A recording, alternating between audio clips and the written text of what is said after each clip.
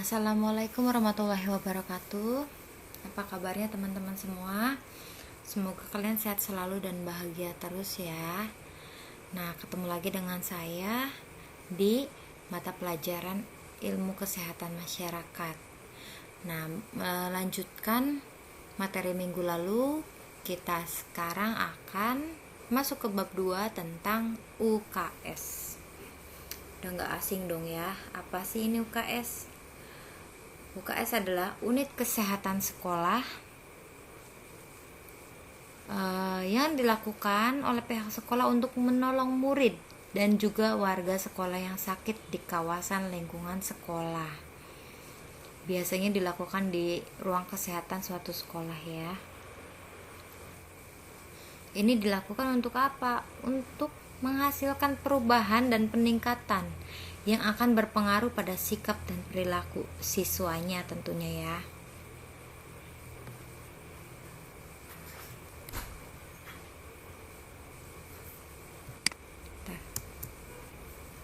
Menurut Departemen Kesehatan, UKS adalah usaha kesehatan masyarakat yang dijalankan di sekolah-sekolah dengan anak didik beserta lingkungan hidupnya sebagai sasaran utama. UKS merupakan wahana untuk meningkatkan kemampuan hidup sehat dan selanjutnya membentuk perilaku hidup sehat yang pada gilirannya menghasilkan derajat kesehatan yang optimal.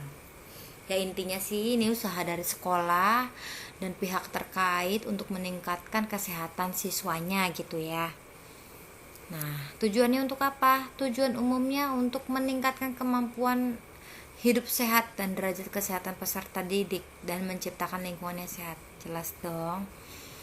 Tujuan khususnya untuk memupuk kebiasaan hidup sehat serta meningkatkan derajat kesehatan peserta didik, sama aja ya.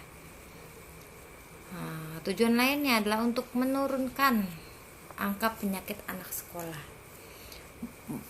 meningkatkan kesehatan peserta didik baik itu fisiknya, mentalnya maupun sosialnya. Kemudian melaksanakan prinsip-prinsip hidup sehat serta berpartisipasi aktif dalam usaha peningkatan kesehatan di sekolah. Nah, kemudian meningkatkan cakupan pelayanan kesehatan anak sekolah. Sasarannya siapa aja sih UKS ini? Sasarannya ya seluruh siswa yang dalam masa belajar dari mulai TK sampai pendidikan kejuruan, kalian ini ya, sampai pendidikan khusus, contohnya sekolah luar biasa. Nah, untuk SD, UKS diprioritaskan pada kelas 1, 3, dan 6 karena di kelas 1 siswa baru ada fase penyesuaian lingkungan pada sekolah yang baru dan lepas dari pengawasan orang tua. Kontak penyakit lebih besar karena mereka kan bocil-bocil ya, bocil-bocil lucu. Mereka nggak tahu tentang kesehatan apa aja yang mesti boleh dibeli gitu, jajanannya bersih enggak gitu kan. Terus misalkan apa ya asal aja kan, mereka namanya juga nggak ngerti gitu. Juga waktunya pemberian imunisasi ulangan. Pada kelas 1 ini juga dilakukan penjaringan atau pemeriksaan lebih lanjut lah untuk mendeteksi kemungkinan adanya kelainan yang timbul. Anak nih ada punya penyakit apa ya gitu kan. Mereka mulai mengawasi dari kelas 1 ini.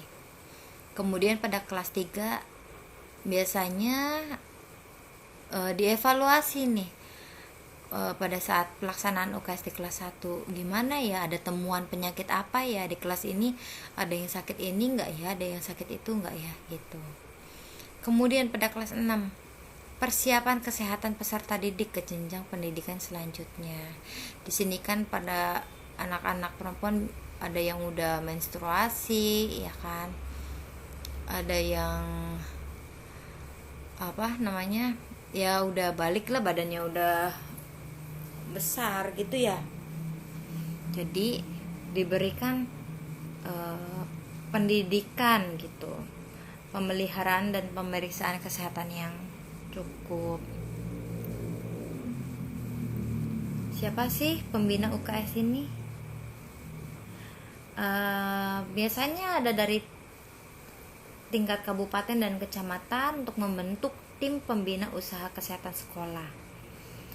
Beberapa kegiatan tim pembina UKS adalah pembinaan sarana keteladanan gizi ya,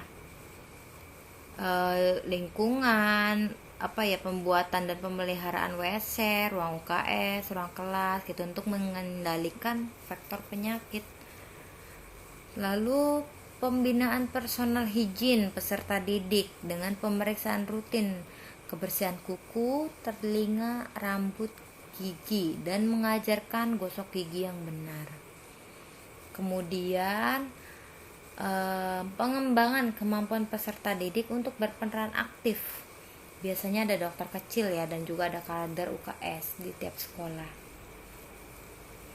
Ada juga usaha P3K, pengawasan sanitasi air, lalu penanganan anemia biasanya dilakukan ini 1 bulan sekali ya.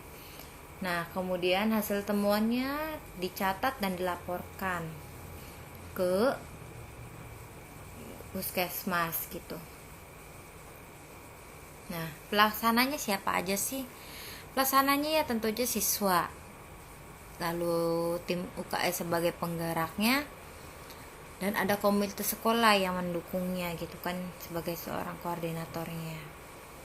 Prinsip kerja pelaksanaan kegiatan UKS: mengikut sertakan peran masyarakat, guru, siswa, karyawan sekolah, komite sekolah.